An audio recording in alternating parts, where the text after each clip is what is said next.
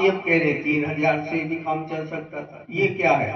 ये ठीक नहीं है, ये द्वंद्व नहीं है, द्वंद्व है ये। तो इस द्वंद्व को हटाना पड़ता। तो ये तप है। इसका प्रभाव क्या होगा?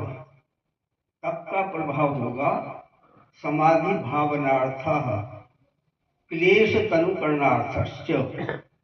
समाधि का अर्थ है चित्त की एकाग्रता।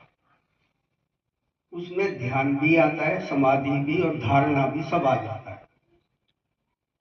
तो जो चित्त की एकाग्रता है वो उससे बन जाती है। किससे? तप से।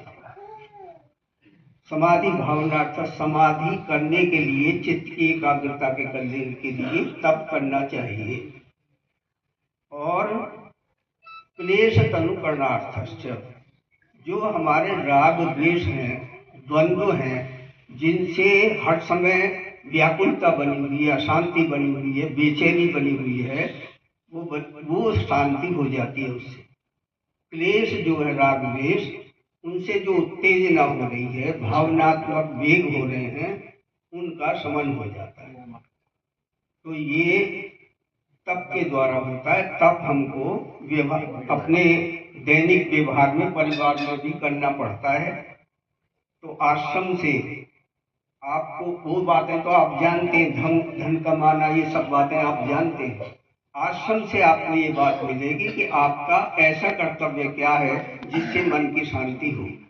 मन की शांति का उपाय डॉक्टरों से नहीं मिलेगा। मिलेगा? नहीं मिलेगा। तो उसके लिए यही अपनी सनातन पद्धति जो है यही काम आती है। तो आज इतना वक्तव्य है कि तप हमारे व्यवहार में भी चलता है। हमको सहनशील बनना चाहिए। जो अपने उत्तरदायित्व हैं, कोई कहे, प्रशंसा करे ना करे, परमात्मा देखता है और हमारे चित्त पर भी मीटर लगा हुआ है, सब बराबर छप रहा है। जो हम बोलते हैं, जो हम वाणी से कहते हैं और जो मन से चिंतन करते हैं और शरीर से व्यवहार में लाते हैं, वो सब छप रहा है। उस छपे हुए को कहते हैं संस्कार।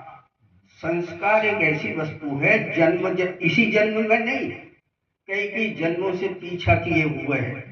एक बालक संस्कार को लेकर के आ रहा है, आप उसको चाहते हैं तुम ऐसा नहीं, ऐसा करो, वो नहीं मानता, आप उत्तेजित होते।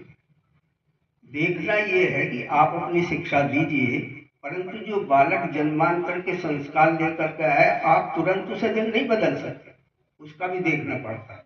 वो धीरे धीरे मोड़ में आता है, तुरंत नहीं होता।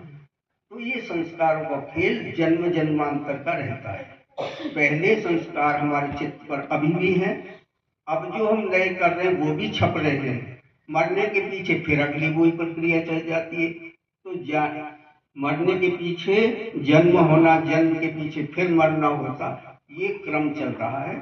इसमें हमें सावधानी रखने की आवश्यकता है। ये आपको आश्रम से मिला है, समझते हुए।